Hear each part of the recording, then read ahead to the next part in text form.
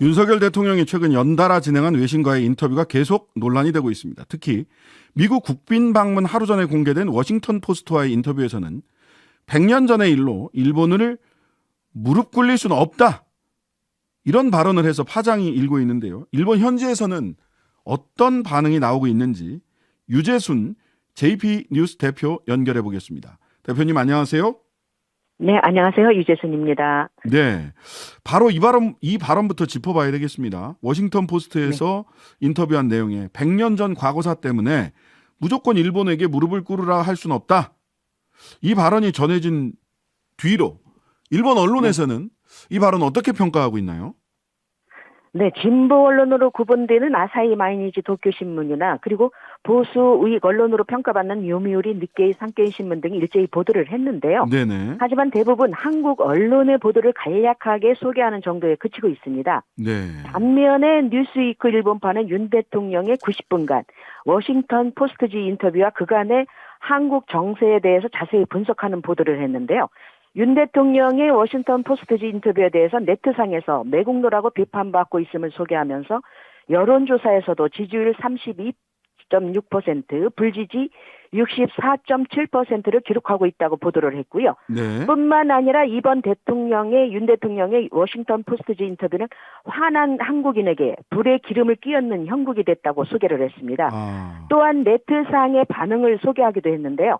당신은 정말 어느 나라 대통령인가? 이런 사람이 대통령이라니. 미국에 갔으면 그대로 눌러 살아라.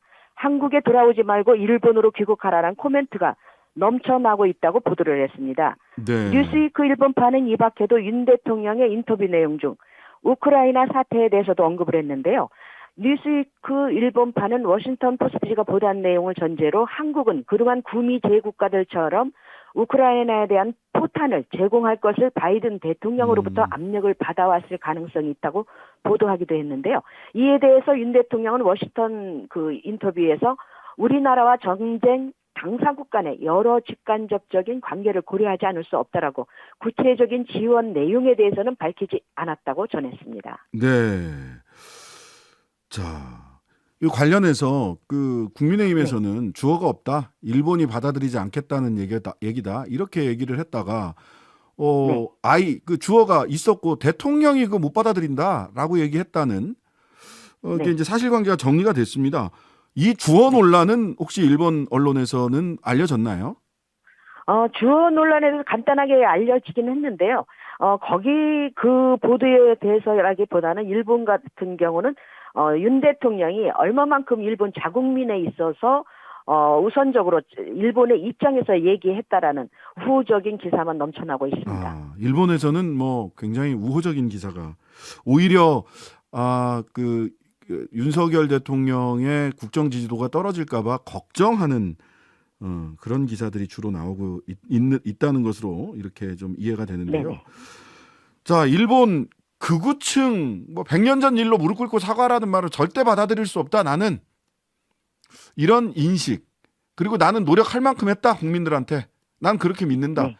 이런 말이 일본 다수의 일본인들의 생각과도 같은 게 아니라 일부 극우층하고만 좀 일맥상통하는 생각 아니냐 이런 평가도 있는데 어떻습니까? 그렇진 않고요. 여기 일본에서는 비슷하다기보다는 일본의 구구 세력보다 한술 더 뜬다는 반응이 일반적입니다. 한술 더 뜬다. 일제 강점기 시대 때문에 차마 입 밖에내지 못했던 말을 한국 대통령이 스스로 알아서 대변해준다고 대환영하는 분위기가 강하고요. 어제 오늘 일반 국민들의 대표적인 반응 내용을 보면 진짜 한국 대통령이 나타났다. 윤 대통령이 지금 이 상태로 계속해줬으면 좋겠다. 반일 종족주의 출판 이후 한국이 서서히 변해왔다고 생각한다. 이참에 독도를 일본에 반환하라.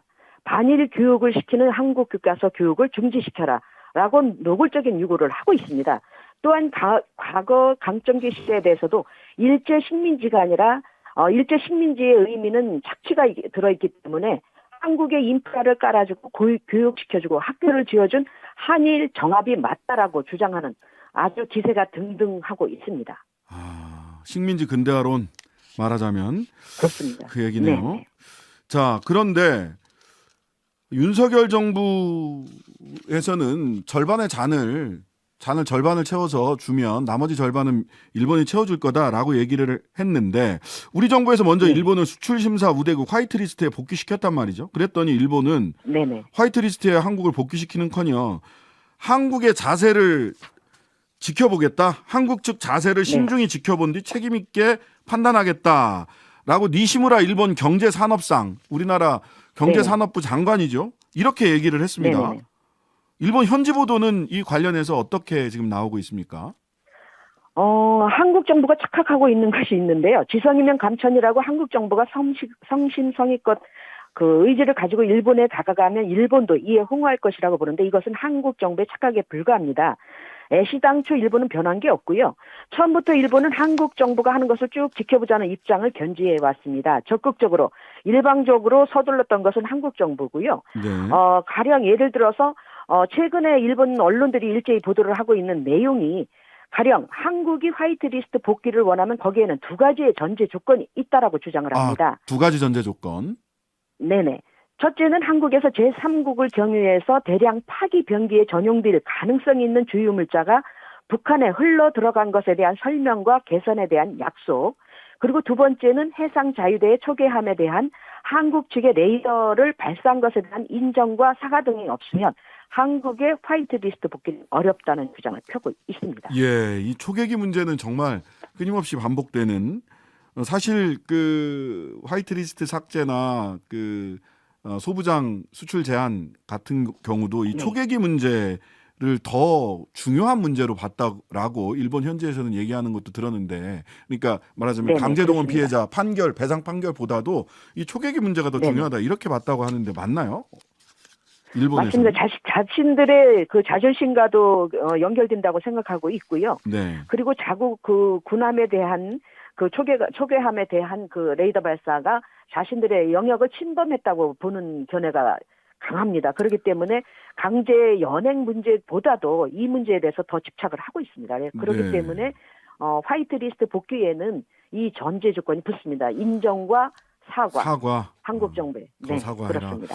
그리고 언론을 보면은요. 근데 아까 이런 인정과 사과뿐만 아니라 그 니시무라 일본 경제산업상은 후쿠시마 제1원자력 발전소 오염수 해양 방류, 일본산 식품 규제 등에 대한 한국 측 대응을 우려한다. 우려에 대한 해결과 병행하는 형태가 필요하다. 즉 오염수 방류 문제하고 후쿠시마 수산물 수입 규제 이걸 풀어야 화이트리스트에 복귀시킬 수 있다라는 취지로 읽히는 발언을 했어요. 네네.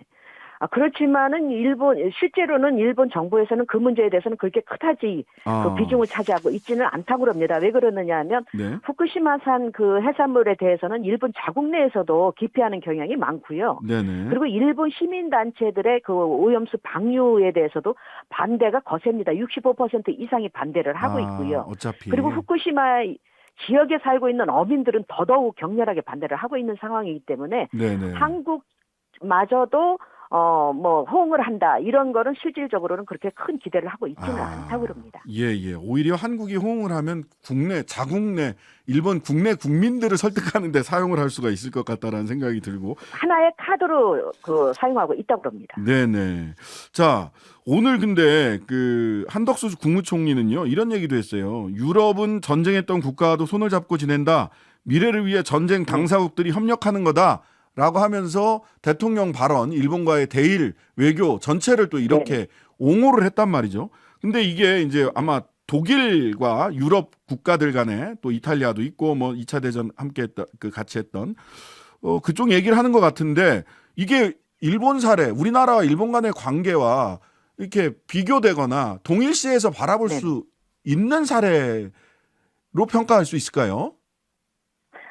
일본인들이 가장 두려워하고 무서워하는 그 나라가 독일입니다, 사실은. 예. 과거 역사 문제에 대해서 독일의 예를 드는 것을 가장 두려워하고 있고 무서워하고 있는데요. 그렇기 때문에 예를 들어서 독일은 전제 피해 당사국들에게 지금도 기회가 있을 때마다 사죄를 하고 있지 않습니까? 그렇죠. 예. 또한 나치 활동한 이 경우에도 지금도 계속 추적을 해서 응징을 하고 있는데요. 특히 1970년 12월 독일의 당시 빌리 브란트 총리는 폴란드 바르샤바에 있는 유대인 게토 수용소 희생자 기념비 앞에서 무릎을 꿇고 정식적으로 공식적인 사과를 한 적이 있는데요. 그렇죠. 이에 대해서 일본은 그런 상제를 한 예가 없지 않습니까? 네.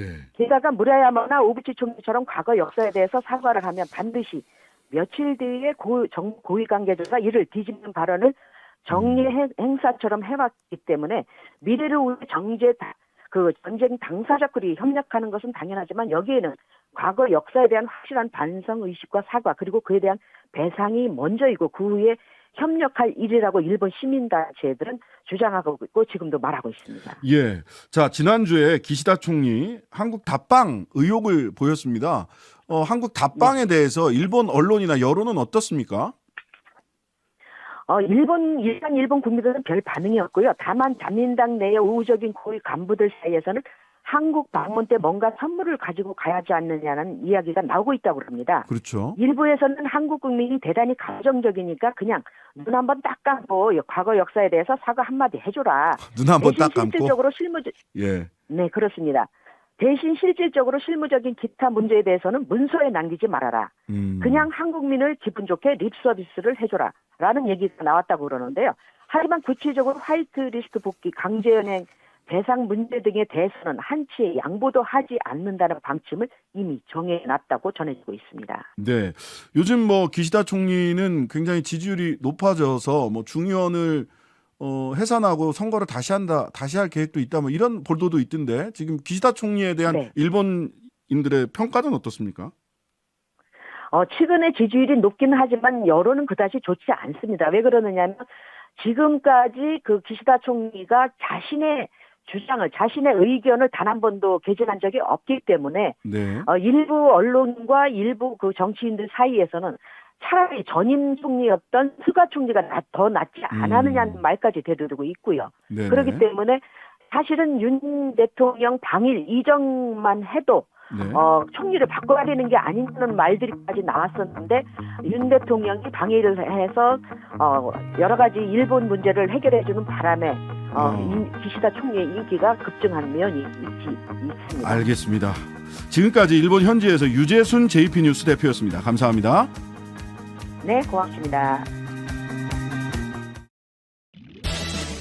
하루 종일 기다려지는 진짜 시사. 평일 저녁 6시 5분 신장식의 뉴스 하이킥.